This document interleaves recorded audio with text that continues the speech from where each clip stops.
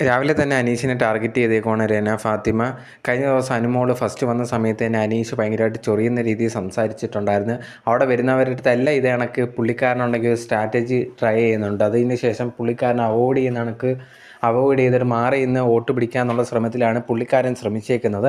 പക്ഷേ ഇപ്പോൾ ഉണ്ടെങ്കിൽ എന്നെ രാവിലെ തൊട്ട് തന്നെ പുള്ളിക്കാരനെ ഉണ്ടെങ്കിൽ ചൊറിയുന്ന രീതിയിൽ എന്ന് പറഞ്ഞാൽ പുള്ളിക്കാരനെ ചൊറിയുന്ന രീതിയിൽ തോന്നുമെങ്കിൽ നോർമലായിട്ട് കാണുമ്പോഴത്തേന് സാധാരണ രീതിയിൽ പുള്ളിക്കാരൻ്റെ അടുത്ത് സംസാരിക്കുന്നതായിട്ടാണ് തോന്നുന്നത്. പുള്ളിക്കാരനെ അങ്ങനെ ഒറ്റപ്പെടുന്ന സ്ട്രാറ്റജി ചെയ്യാൻ വേണ്ടി വിടാതിരിക്കാനാണ് രന ശ്രമിക്കുന്നത്. എപ്പോഴും അടുത്ത് നിന്ന് എന്തെങ്കിലും പറയാനുണ്ടോ, ചേട്ടൻ എന്തെങ്കിലും വിഷമമുണ്ടെങ്കിൽ എൻ്റെ അടുത്ത് പറ എന്ന് പറഞ്ഞ് പുള്ളിക്കാരി ഉണ്ടെങ്കിൽ ആ ഒരു അനീഷിൻ്റെ പിറകെ തന്നെ നടക്കുവാണ്. അത് കറക്റ്റായിട്ടുള്ള സ്ട്രാറ്റജിയാണ്. കാരണം എന്ന് പറഞ്ഞാൽ കഴിഞ്ഞ വട്ടമൊക്കെ ഇതേപോലെ ഒറ്റപ്പെട്ടുള്ള നാടകം കളിച്ചിട്ടാണ് കുറേ അധികം പേരുണ്ടെങ്കിൽ വോട്ട് വാങ്ങിച്ചിട്ടുണ്ടായിരുന്നത്. ഇത് പുള്ളിക്കാരിക്ക് മനസ്സിലായി. അതുകൊണ്ട് തന്നെ അനീഷിന് ആ ഒരു അവസരം കൊടുക്കാതെ അനീഷിൻ്റെ പിറകെ തന്നെ പോയി എന്തെങ്കിലും വിഷമമുണ്ടെങ്കിൽ എൻ്റെ അടുത്ത് പറ ചേട്ടാ എന്ന് പറഞ്ഞ് ഇങ്ങനെ പറയുന്നുണ്ട്. എന്തായാലും രന ഫാത്തിമ നല്ല രീതിയിൽ തന്നെയാണ് ഗെയിം കളിക്കുന്നത്. എന്തായാലും നല്ലൊരു ടോപ്പ് 5 തന്നെ വരാനുള്ള ചാൻസസ് ഉണ്ട് ഇങ്ങനത്തുള്ള ഒരു കറക്റ്റായിട്ടുള്ള രീതിയിൽ തന്നെ പോവുകയാണെങ്കിൽ.